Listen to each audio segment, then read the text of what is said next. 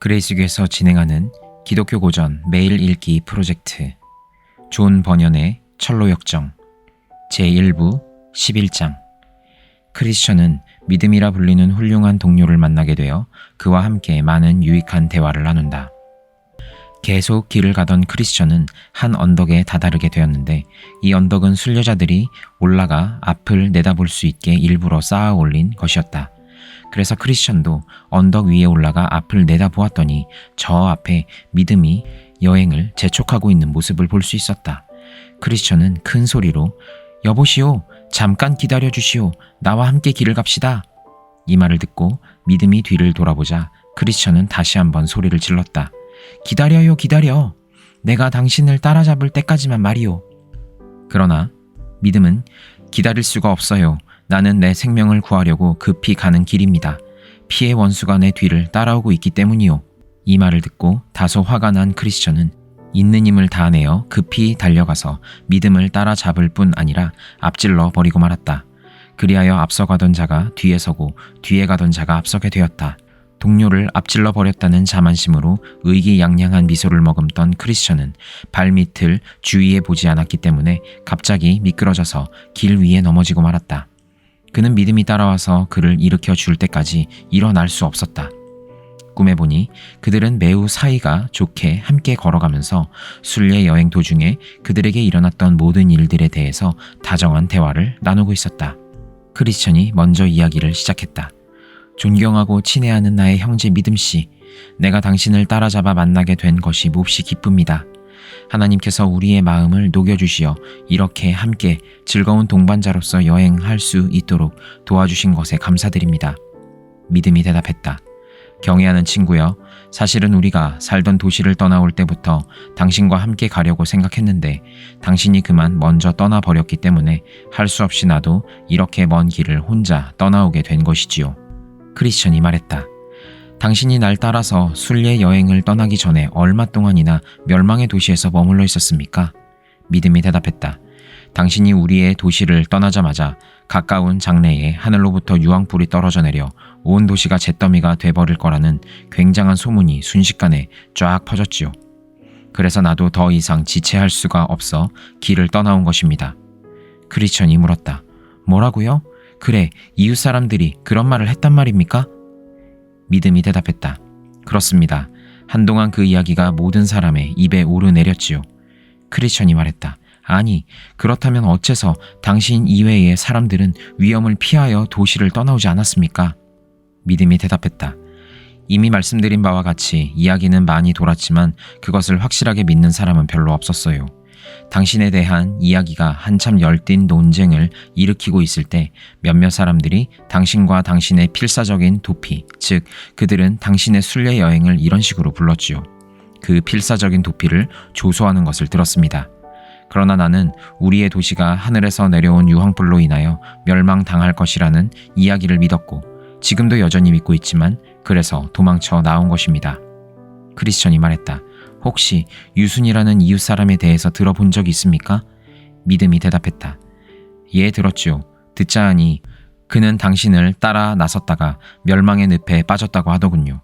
그는 늪에 빠졌던 이를 눈치채지 못하게 하려고 노력했지만 그의 몸 여기저기에 묻은 진흙으로 미루어 빠진 것이 틀림없다고 저는 생각했지요." 크리스천이 말했다. "이웃 사람들은 그에게 무엇라고 하던가요?" 믿음이 대답했다. "그는 도시의 모든 계층의 사람들로부터 몹시 조롱을 받았지요. 어떤 사람들은 그를 비웃을 뿐만 아니라 멸시하기까지 했으므로 그는 직장을 구하기가 몹시 힘들었어요. 그는 지금 당신을 따라 도시를 떠났을 때보다 7배나 더 어려운 지경에 놓여 있답니다." 크리스천이 말했다. "그런데 사람들은 그가 저버린 길을 멸시하면서도 왜 그를 괴롭히는 걸까요?" 믿음이 대답했다. 그들은 이렇게 말하지요. 그놈은 변절자이고 자신의 소임에 신실하지 못했으니 목 매달아 버리자 라고요. 그가 도중에 마음을 바꾸어 돌아서 버렸기 때문에 하나님께서 진노하사 그의 원수들까지도 그를 멸시하게 함으로써 하나의 교훈으로 삼으시려는가 봅니다." 크리스천이 말했다. "도시에서 떠나오기 전에 그와 만나서 이야기를 나누어 보신 적은 없습니까?" 믿음이 대답했다. "거리에서 한 번 그를 만나긴 했지요. 하지만 그가 한 일을 스스로 부끄러워한 탓인지 외면하고 지나갔기 때문에 이야기를 나누지는 못했어요. 크리스천이 말했다.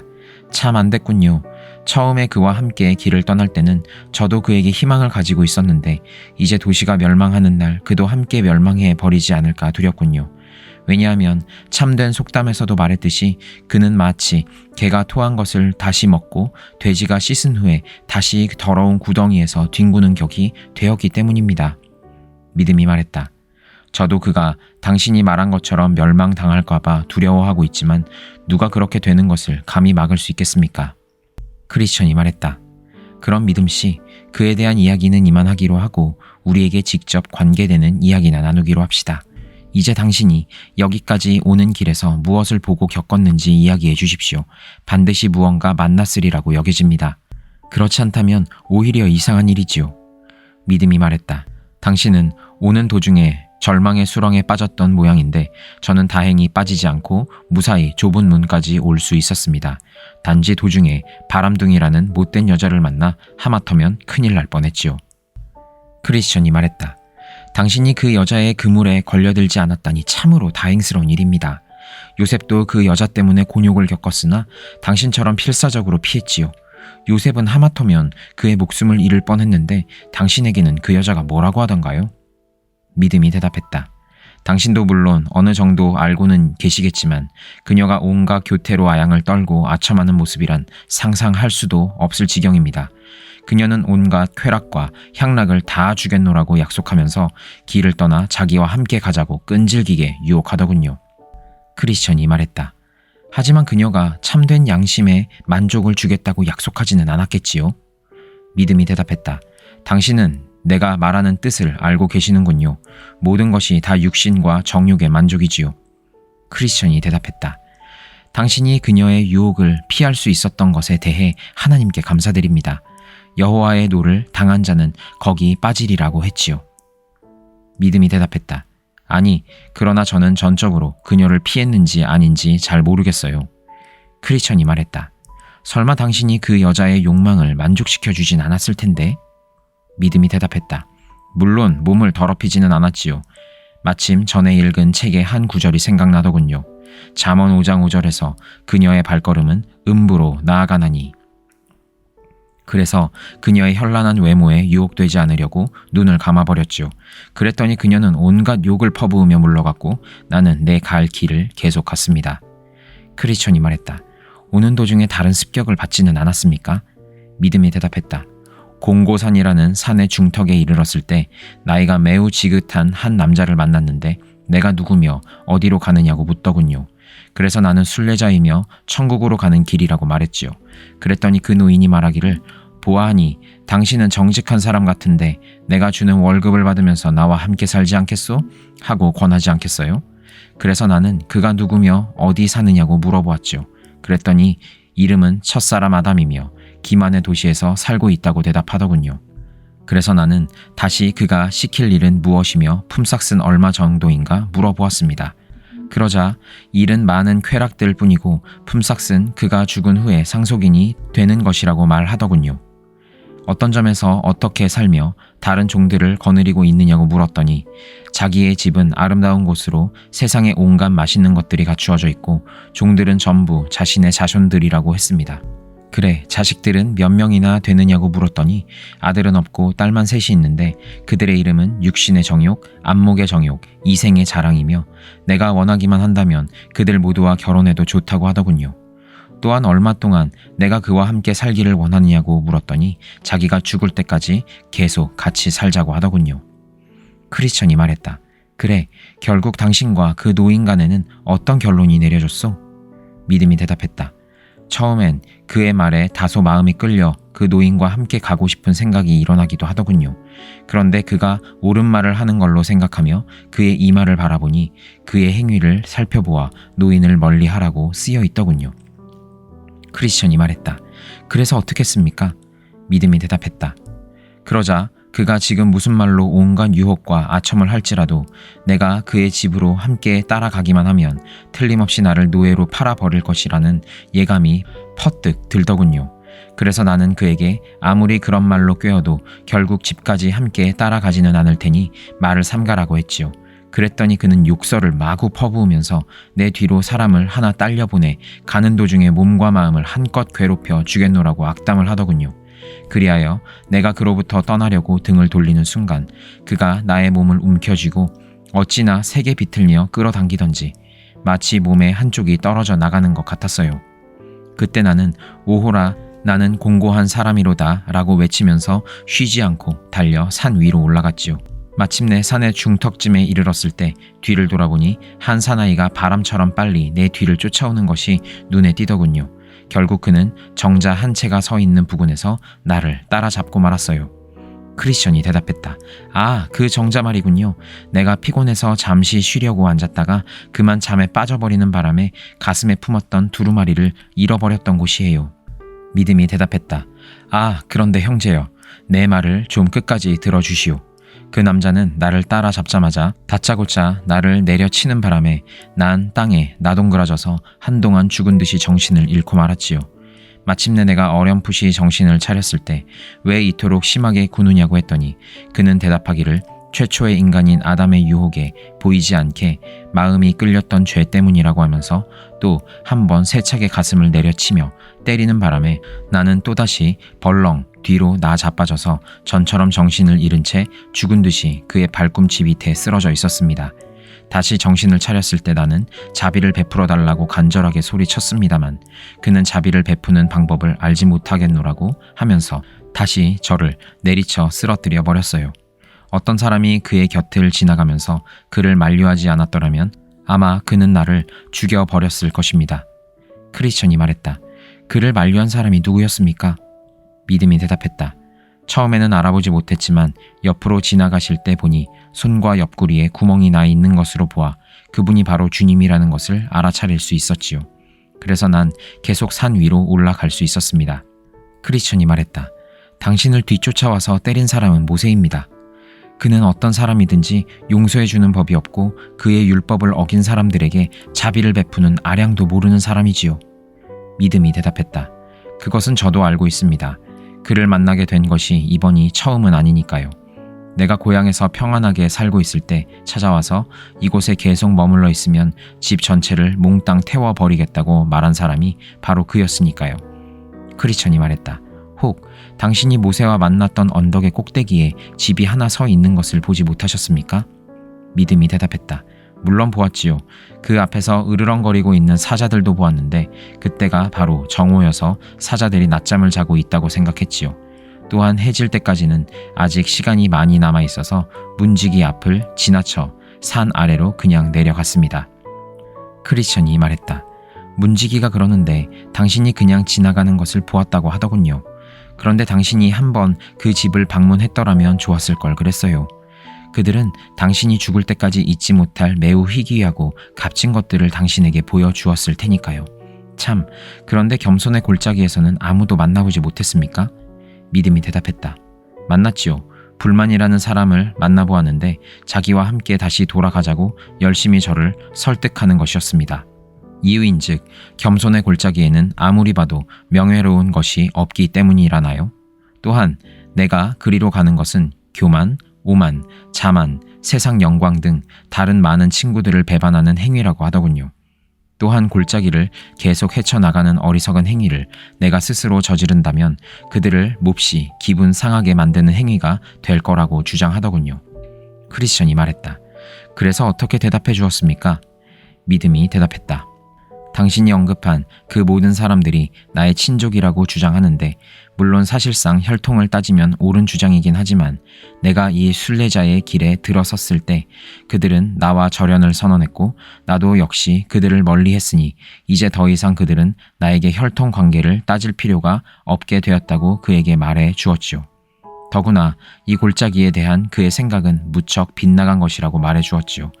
겸손은 존귀의 앞잡이요 교만은 패망의 선봉이다 라고 했으니 그러므로 나는 당신이 가장 가치 있다고 주장하는 세상적인 것들을 선택하기보다는 참된 현자들이 숭상하는 하늘의 영광을 구하기 위해 이 골짜기를 계속 나아가겠노라고 말했습니다. 크리스천이 말했다. 그 골짜기에 또 다른 사람은 만나보지 못했습니까? 믿음이 대답했다. 또 있었지요. 수치라는 이름의 친구를 만났는데 내가 순례 여행 도중에 만난 사람 중에서 그처럼 이름이 걸맞지 않은 사람은 없었을 것이라고 생각해요.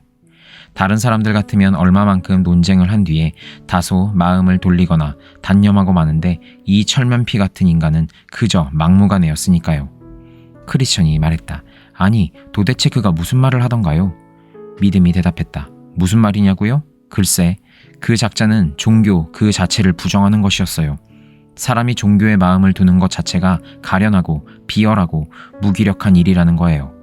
부드러운 양심이라는 것 자체가 사내답지 못한 것이며 그 시대의 용감한 정신의 소유자들이 스스로 과시하는 영웅적인 자유를 행사하지 못하고 종교를 통해 스스로 자신을 얽매이게 함으로써 무사람들의 조롱감이 되어 버린다는 것이지요.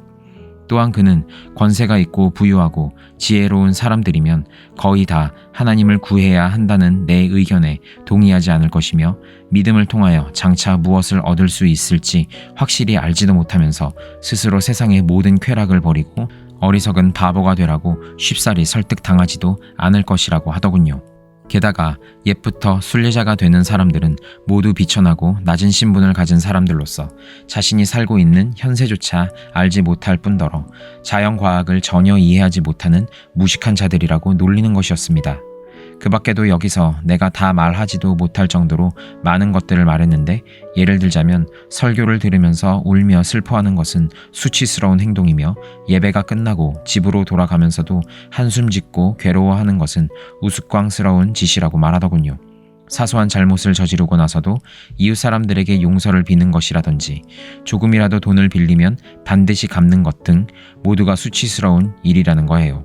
더구나 종교는 위대한 사람이 사소한 악행이란 말을 쓰지 않고 좀 더 근사한 말을 쓰기는 했지만 여하튼 조그만 실수를 저질러도 비난받게 될 뿐 아니라 같은 종교를 믿는 사람들끼리는 같은 믿음의 형제들이라고 하여 비천한 사람들일지라도 받아들이고 존경하게 되니 이 또한 수치스러운 일이 아니냐고 합니다. 크리스천이 말했다. 그래, 당신은 그에게 뭐라고 말해 주었습니까? 믿음이 대답했다. 처음엔 뭐라고 말해야 할지 몰라서 다소 당황했지요. 그의 논증은 나를 몰아붙여서 얼굴이 벌겋게 상기되도록 만들었고 그 수치란 놈이 나의 이러한 낌새를 알아차려서 하마터면 내가 그에게 당할 뻔했지요. 그러나 마침내 나는 마음을 진정시키고 생각하기 시작했어요. 사람 중에 높임을 받는 그것은 하나님 앞에 미움을 받는 것이니라. 라는 성경 말씀을 상기하면서 수치가 한 말을 다시 생각해보니 인간에 대한 이야기만 했지 하나님과 하나님의 말씀에 대한 이야기는 한마디도 하지 않았다는 사실을 생각해냈습니다. 좀 더 깊이 생각해보니까 최후의 심판날에 우리의 영원한 생명과 죽음이 결정되는 것은 세상의 허세에 의한 것이 아니라 지극히 높으신 분의 지혜와 율법을 따르는 것임을 기억해낼 수 있었습니다. 그러므로 이 세상의 모든 인간들이 하나님의 말씀에 거역한다 할지라도 하나님의 말씀이 가장 옳고 아름다운 것임을 제삼 확신했어요. 하나님께서는 그를 믿는 신앙과 온유한 양심을 더 즐겨 받으신다는 것을 생각해 볼 때 천국을 위하여 세상에서 바보 취급 당하는 사람들이야말로 가장 현명한 사람들이며 하나님을 사랑하고 따라가는 가난한 사람들이 세상에서 존경받으며 하나님을 미워하는 위대한 영웅이나 부자들보다 더 영적으로 부유한 사람들임을 깨닫게 되었지요. 그래서 나는 수치야 물러가라. 너는 나의 구원을 방해하려는 원수로다. 내가 하나님의 뜻을 어기고 너를 환영할까 보냐. 그렇게 한다면 주님이 강림하시는 날 내가 무슨 낯으로 하나님을 뵐 수 있겠는가. 만일 내가 지금 하나님의 종으로서 그의 길을 따르는 것을 부끄러워한다면 어찌 축복을 바랄 수 있으리요? 라고 소리를 질렀습니다. 그런데 정말이지 이 수치란 놈은 대단히 뻔뻔스러운 악한이었어요. 내가 어떻게든지 그를 뿌리쳐 버리려고 애를 썼으나 그놈은 악착같이 내게 달라붙어 뒤쫓아오면서 내 귀에다 입을 바싹 대고 종교에 속하는 여러 가지 약점들을 끊임없이 속삭이는 것이었습니다. 그래서 나는 단호하게 그놈에게 말했지요. 내가 아무리 이런 수작을 계속해 보았자 결국 헛수고일 뿐이야. 나는 내가 경멸하고 비난하는 것들을 가장 존경하고 있으며 또한 거기서 영광을 구하고 있으니까 말이다. 마침내 나는 그 지긋지긋한 성가신 놈을 지나 앞으로 나아가면서 그를 떼어버리고 이렇게 노래 부르기 시작했습니다. 하늘의 부르심에 순종하는 사람들이 겪어야 할 시련은 많고 많도다. 육체에 해당하는 시험들이 오고 가고 또 새로이 오고 가나니 지금 혹은 다른 때에 시험에 사로잡혀 굴복당하고 버림을 받는다. 오 순례자여, 하늘 가는 나그네들이여, 그러니 우리 모두 경계하고 조심하여 장부답게 모든 시련을 물리치자. 크리스천이 말했다. 형제여, 당신이 그토록 용감하게 그 자를 물리쳐 버렸다니 정말 반갑습니다.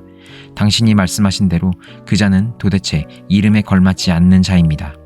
그는 자신의 행동을 부끄럽게 여기기는커녕 길거리에서까지 우리를 따라다니며 모든 사람들 앞에서 우리에게 모욕을 주려고 과감하게 대들었으니 말입니다. 말하자면 우리로 하여금 선한 것을 부끄럽게 생각하도록 하려고 온갖 애를 쓴 지독한 자이지요. 그 자신이 대담하지 못한 자였다면 감히 그런 일을 하려고 엄두도 내지 못했을 텐데, 우리가 모두 합심하여 그자의 헛된 유혹에 대항한다면 그가 아무리 배짱 있고 담이 큰 자라 할지라도 결국 그의 꾀은 어리석은 행동일 뿐 아무것도 아니니까요. 지혜로운 자는 영광을 기업으로 받거니와 미련한 자의 영달함은 수치가 되느니라. 잠언 3장 35절 말씀이라고 솔로몬도 말했지요. 믿음이 대답했다.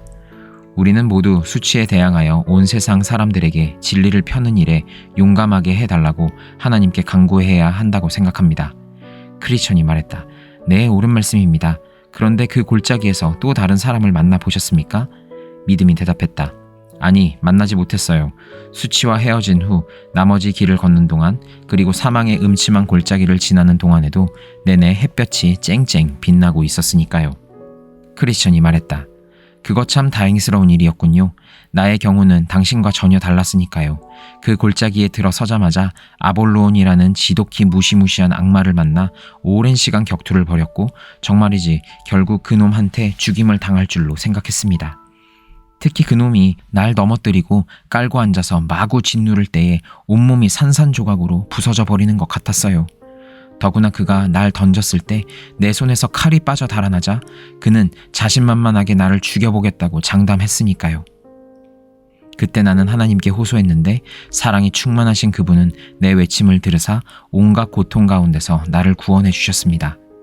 내가 사망의 음침한 골짜기에 들어섰을 때는 거의 중간 지점에 이를 때까지 빛은 전혀 없고 몹시 컴컴했어요.